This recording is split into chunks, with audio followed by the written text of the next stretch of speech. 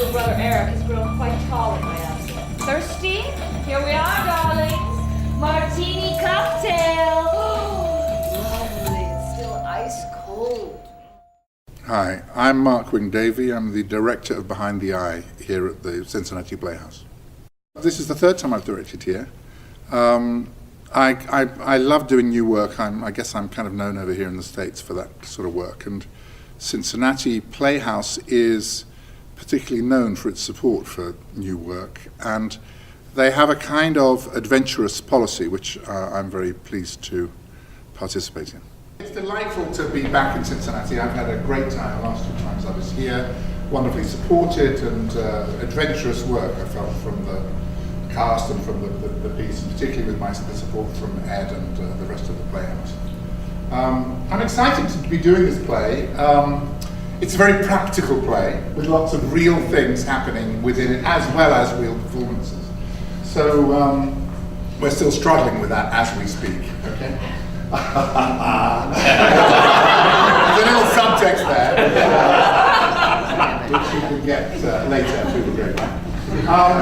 But there'll certainly be some eating and washing and that kind of stuff, at least, to be real.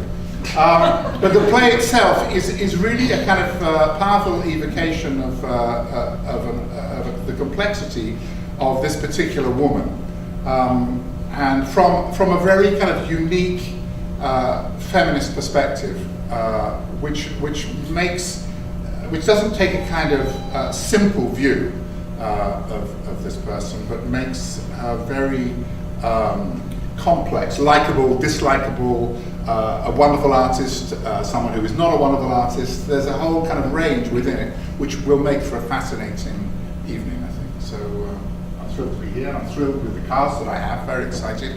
And this kind of eclectic team, some of whom were on Oppenheimer and 123, and some of whom weren't, but who, again, will produce, I think, a very exciting mix of a theatrical event.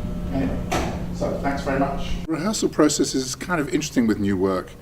Of course, because people are kind of concerned about new work and whether it's going to work, often there's quite a long process of workshopping things, which means trying them out in a rough way, maybe for a week or 2 weeks, and then revisiting them and so on. And in this particular case, we had a workshop.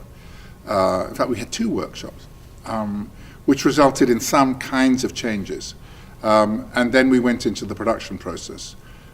I work with a particular kind of family of designers, I guess.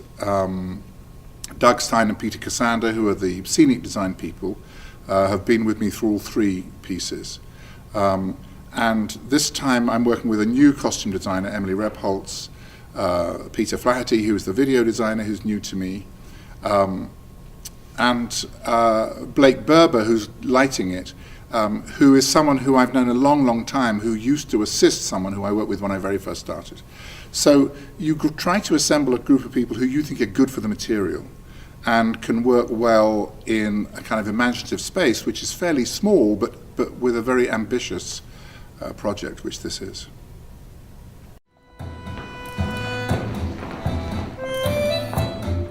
The tango sequence is a kind of bizarre sequence where there's this kind of dance which is very sort of passionate, which is both used as a scene change and as a sense of the contrast between the, if you like, the destruction of everyday life in the Second World War and that sense of a kind of macabre, surreal party going on.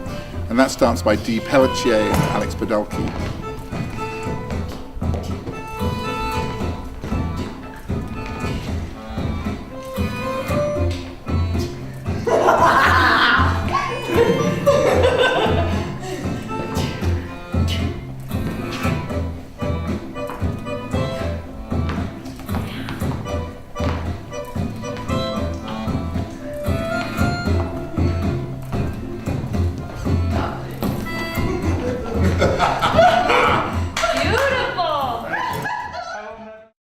My collaboration with Carson began with the love song of J. Robert Oppenheimer, and it began really because as a director, I'm very interested in the voice of the writer. I've worked with a lot of new writers, and Carson has a very particular voice. She's a feminist, but gentle and humorous about it, but also something of a poet. And so her sound is something I'm really attracted to. So I've been thrilled to work with very different pieces. So this piece, Behind the Eye, about Lee Miller, the photographer, is really different to the one about women who kill their children, and then the previous one about the atom bomb.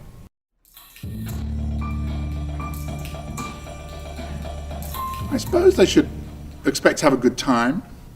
They should expect a challenging time as well, because I think that part of what the play deals with is the life of a sort of troubled person who almost seemed to give it all up and then became something else. They should expect that. They should also expect something of a kind of sensory experience, the smell of Pernod and, making a meal or developing a picture, that kind of thing. There's quite a few real, in quotation marks, things happening, and that's something of a challenge and exciting in a very small space, certainly.